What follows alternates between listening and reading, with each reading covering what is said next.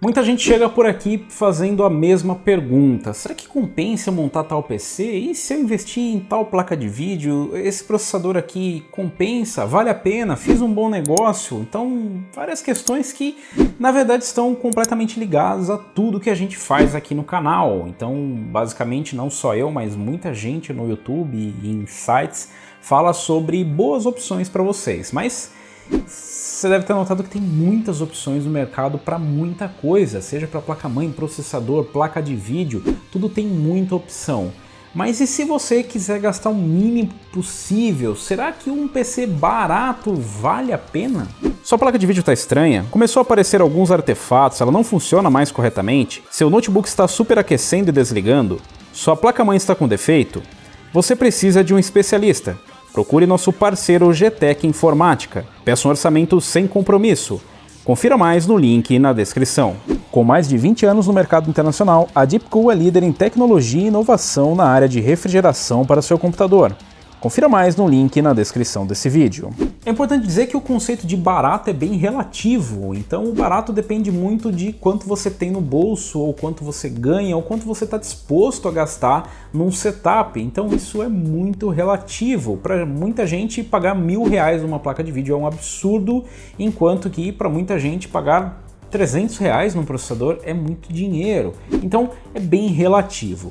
Mas eu vou tentar trazer aqui para vocês um panorama completo do PC barato. Será que compensa você montar um PC barato, gastando o mínimo possível, comprando as peças mais baratas possíveis? Então vamos começar aqui basicamente da nossa plataforma, de onde começa tudo, onde você começa a montar o seu PC, que é a sua placa de vídeo, certo? Não. Tá errado, já começa mal. Na verdade, onde você começa, onde você deveria começar a montar o seu PC é na sua placa-mãe. Por que não começar por outros componentes? Bom, basicamente a placa-mãe vai definir todo o restante, qual vai ser a plataforma, qual vai ser o CPU, quanto você vai gastar em CPU e quais outros componentes você vai adicionar a ela. O que nós podemos fazer basicamente é ir na placa-mãe mais barata. Nós podemos de repente, por exemplo, se você está montando ali um AMD, você pode ir com uma A320, que é o modelo mais simples, mais básico, mais barato que você pode encontrar no mercado. Você também pode ir de H310 se você estiver indo de Intel, que também é o equivalente, o modelo mais barato possível, com duas importantes diferenças. A primeira é que do lado da Intel nós temos processadores que são bloqueados para overclock e essa primeira decisão pode refletir lá na frente. Do lado da AMD nós temos uma diferença importante, que é que todos os processadores da AMD são desbloqueados para overclock, com exceção de um Athlon de repente, mas que também é possível fazer overclock. Portanto, se você opta por uma A320, você estará limitando o overclock no seu processador. Então você precisa decidir se isso é importante ou se isso é uma opção a curto ou longo prazo. Se você realmente pensa que hoje você não vai fazer overclock, mas talvez lá na frente você queira ganhar um desempenho gratuito.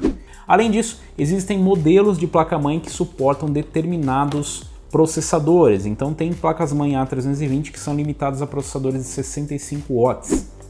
Nossa, que negócio complicado. Se é complicado, na hora de comprar a sua placa-mãe e combinar com o processador, basta você ver se o processador está na lista de processadores suportados. Parece uma coisa muito complexa, muito difícil de fazer, mas é o básico que você deve fazer em qualquer um dos casos, seja na AMD ou seja na Intel, para saber se aquela placa-mãe suporta o processador que você tem em mente. Ainda que o chipset possa não ser uma coisa que você leve em consideração para comprar, ele, como eu disse, aponta algumas diferenças importantes em relação às placas-mãe. Então a gente tem aqui dois modelos de placa-mãe que, fazendo uma vista grossa aí, né, parecem bem similares. A gente tem dois modelos de placa-mãe que são para Ryzen, mas a gente tem diferenças importantes. Nós temos mais um slot PCI Express 16X, no qual você pode mudar a localização da sua placa de vídeo, né? Então ele tem o suporte completo aqui em 16X e também traz 4 slots de memória. Esse é um ponto importante. Apesar de existirem modelos de entrada como o A320 ou H310 com 4 slots de memória, essa é uma característica mais comum em modelos de placa-mãe como o B360 ou B350, B450 por parte da AMD. E essas questões, tanto da dissipação ativa, dos processadores que serão suportados pela placa-mãe, quanto pela quantidade de slots de memória, são pontos que você deve levar em consideração na hora de montar o seu setup e optar entre o modelo mais barato ou aquele que nem é tão mais barato. Ainda temos aqui as opções mais caras, como Z370, Z390 por parte da Intel, ou X370 e X470 e agora X570 por parte da AMD. Esses modelos normalmente trazem recursos mais avançados para quem quer fazer um overclock mais pesado e elas costumam trazer uma longevidade maior, porque elas costumam suportar processadores com maior poder de processamento ou com mais núcleos ou que suportam um overclock, elas são preparadas para isso.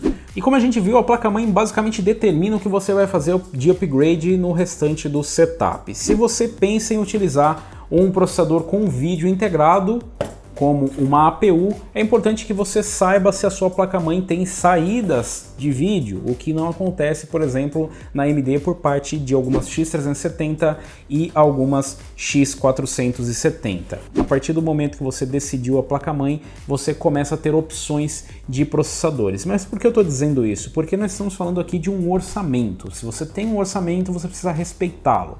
Imagino que você tem aquela quantidade de dinheiro limitada para isso. Então, se você escolheu uma B350 ou uma A320, isso vai determinar no seu orçamento qual processador faz mais sentido você colocar. No caso de uma A320, você pode utilizar processadores de 65 watts tranquilamente, em alguns modelos de placa-mãe até processadores de 95 watts, como o Ryzen 7 2700X. Apesar de não ser muito recomendado, já que nós não temos aqui uma dissipação ativa nos VRMs, o que pode esquentar bastante, e inclusive ter corte de desempenho. Então, na hora de escolher o mais barato, de repente limita o que você pode ter de performance no seu CPU. Então, se você pensa em um 2700X, por exemplo, já de cara, ou mesmo num upgrade futuro, você deve optar por uma placa-mãe que o suporte, mesmo que agora você não tenha orçamento para isso no processador. Por parte da Intel, a mesma coisa. Se você pensa em futuramente comprar um processador desbloqueado para overclock, você deveria ter optado por uma placa-mãe desbloqueada, porque senão você vai ter que fazer um upgrade lá na frente para que pelo menos faça sentido esse setup. Ainda em relação aos processadores, de repente optar pelo processador mais barato não é a melhor opção. Para uma solução temporária, de repente você optar por um Pentium ou optar por um Athlon nas plataformas Intel e AMD podem ser uma solução a curto prazo. Se você pensa que agora você não tem orçamento para realmente investir mais em processador, mas você pretende em um futuro próximo fazer um upgrade. Isso porque essa decisão também vai limitar a nossa próxima decisão, que são as placas de vídeo e a fonte. Sim, as duas coisas ao mesmo tempo. Isso porque uma coisa está diretamente ligada à outra e é uma coisa que a gente realmente não costuma colocar no orçamento. Então, digamos que você tem o orçamento limitado, como nós dissemos, e você tenha um valor X para gastar na placa de vídeo. Isso pode ser bem interessante porque, dependendo do que você espera em desempenho, você pode economizar em uma outra parte. Se você espera um desempenho determinado como 1080p, high, médio, ultra em jogos mais leves, você de repente pode encontrar opções no mercado que são placas de vídeo sem o conector de energia, como o GTX 1050 Ti, GTX 1050, RX 550 e recentemente GTX 1650. Esses são modelos que não trazem conectores de energia e isso quer dizer que uma fonte de aproximadamente 350 watts será suficiente para empurrar o seu setup completo com processador e placa de vídeo, já que você dificilmente vai extrair tanta energia de um processador com uma placa de vídeo dessa em jogos. Então isso traz uma economia na sua fonte que vai ser bem mais baratinha. Desde que seja uma fonte de qualidade ali, pode ser uma fonte realmente barata. Mas se você quer mais desempenho, você quer mais do que isso, provavelmente você vai ter que correr para uma placa de vídeo com conectores de energia, o que vai influenciar no seu orçamento. Então, se você tem um valor determinado, você precisa encaixar essas duas coisas. Não adianta você ir lá, de repente, comprar uma RTX 2070 para colocar num setup com uma fonte de 350 watts. Você simplesmente não vai conseguir. Mas ao mesmo tempo, não adianta você querer comprar uma Radeon 7 e colocar no mesmo setup de uma RTX 2060. Então, as exigências de fonte vão ser diferentes. É importante lembrar também que você não pode ir na mais barata nesse sentido. Por isso que a mais barata nem sempre compensa, e é essa a dúvida desse vídeo, não é? Então compensa, de repente eu falo, pô, mas ao invés de eu comprar uma fonte mais cara, eu compro ali uma RTX 2080, uma Radeon 7, mas eu vou com uma fonte um pouquinho mais barata, mas ela tem a potência necessária, mas ela não tem de repente ali uma certificação. O que seria uma certificação? Algo que diga que aquela fonte realmente é eficiente. Como assim eficiente, Robson? Que ela consegue entregar aquela energia e manter um nível de eficiência, sem você ter perda de energia, sem você basicamente desperdiçar dinheiro ou sem você entregar uma energia instável para o seu PC e correr o risco de repente queimar algum componente. Então, não é somente pela potência, não é só pelos 5 centavos da conta de energia que você vai gastar ou do corpo de bombeiros que vai ter que vir até a sua casa. Você precisa determinar ali a qualidade. Então nesse ponto é outro onde não vale a pena você economizar para pegar a mais barata possível. Eu diria que de repente compensa até você limitar o seu upgrade de placa de vídeo, se o seu orçamento é realmente limitado, mas ao invés de gastar numa fonte com a mesma potência e que seja mais vagabunda, você opte por uma fonte de qualidade e limite o upgrade da sua placa de vídeo. E em relação à placa de vídeo, a dica é aquela velha dica, uma que faça sentido com o seu setup a curto prazo. Eu diria que placa de vídeo especificamente não é algo que você vá comprar para fazer um upgrade a tão longo prazo. Então, muita gente pergunta, compensa eu pegar uma placa de vídeo para durar vários anos? Depende, porque como eu disse, isso influencia no seu orçamento de hoje, não no orçamento de vários anos. Então, de repente você combinar um CPU bem baratinho com uma placa de vídeo bem forte e você sabe que vai dar o gargalo, mas você quer uma placa de vídeo a longo prazo e amanhã você faz um upgrade, de repente não é a experiência mais agradável possível. Então nesse sentido, se você está pensando um orçamento em economizar o máximo possível, a melhor forma de economizar o máximo possível neste momento é você ter um setup mais equilibrado. Então de repente um processador que faça mais sentido com a placa de vídeo em questão neste momento. Você pode sim optar por um processador com mais núcleos para de repente ter uma longevidade no processador, mas é bom lembrar que se você já fez um setup equilibrado na sua placa-mãe, você não vai precisar se preocupar tanto com isso, porque você vai ter uma possibilidade de upgrade lá na frente. Em relação ao armazenamento, eu diria para vocês que a melhor combinação hoje seria um HD de 1 TB e um SSD de pelo menos 120 GB. A diferença em relação a um HD, a um disco mecânico, já vai ser muito grande. Então, nesse sentido, economize o máximo possível e simplesmente coloque um SSD no seu sistema que se encaixe dentro do seu orçamento. Por último, eu deixei aqui a memória, que está meio no mesmo departamento ali, mas na verdade eu deixei por último porque aqui é um dos departamentos onde a gente pode simplesmente perder muito dinheiro e fugir do orçamento, ou comer o orçamento de outras peças. Então, para a memória RAM, você opte pelo modelo com mais RGB. É o que eu gostaria de dizer para você, mas não é essa a verdade. Você opta pelo modelo com maior clock, o que pode ser o que você quer ouvir, mas também não é o que eu vou te dizer aqui. Em relação à memória, é mais um departamento onde eu diria para você economizar o máximo possível, mas não pegar a mais barata. Opte por memórias que façam sentido no seu setup. É bem complicado dizer isso, mas na verdade é isso.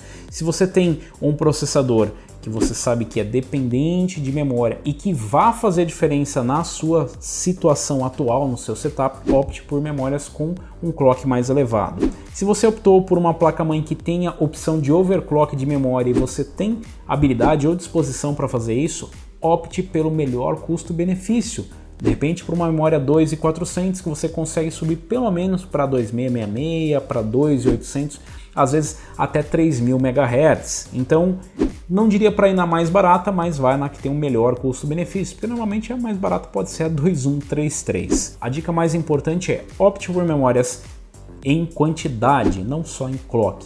Pelo menos 16 GB se for possível, ou pelo menos 8 GB se for possível em Dual Channel se você vai utilizar um gráfico integrado. Qualquer gráfico integrado, a dica mais importante é utilize Dual Channel. Mas por que você não falou do case? Bom, o case basicamente está no seu orçamento e você deve respeitar o orçamento. Se você falou que vai gastar R$100, R$50, R$0 com o seu case, gaste esse valor. As opções são basicamente intermináveis e nesse caso, se você quiser ir para o mais barato, é puramente opção, é uma questão de gosto pessoal, não tem nenhuma regra específica. Claro, algum case pode ter um melhor airflow ou pode ter uma melhor estética, isso vai realmente depender de você. Se você me perguntar, eu iria no mais equilibrado, um case que não seja nem tão caro e nem que seja tão vagabundo, porque um case vagabundo significa que tem uma construção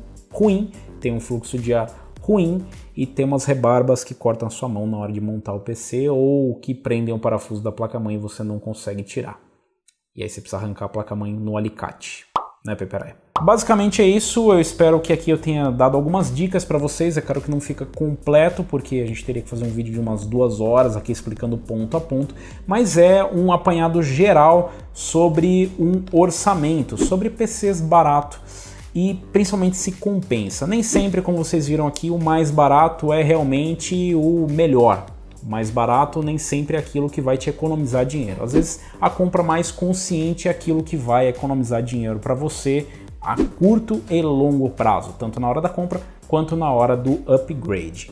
E principalmente, galera, tenham um orçamento, respeitem o orçamento. Se você sabe que você tem R$1.000, R$2.000, R$3.000 para gastar num setup ou em um upgrade, respeite. Então junta mais e pega uma RTX 2080 Ti, não é uma regra geral a se seguir, é só uma piada mesmo, e tem gente que simplesmente não pode juntar um pouco mais e ao invés de pegar um Athlon, pegar um Ryzen 3 ou um Ryzen 5. O que ela pode fazer é, dentro desse orçamento, tentar gastar da melhor forma possível para não gastar demais, nem gastar errado nos componentes que ela está escolhendo para o seu PC. Beleza, galera? Se você gostou, se você curtiu, deixa um like. Se você ainda não é inscrito no canal, inscreva-se no canal, clica no sininho para receber as notificações de novos vídeos e deixe o seu comentário. Eu quero saber o que você achou desse vídeo, se as dicas foram úteis para você e qual a dica que você deixa aí para quem está montando um setup. Se você tem dúvidas, deixa aí nos comentários e deixem sugestões para mais vídeos. Eu vou ficando por aqui. Valeu, falou e até a próxima!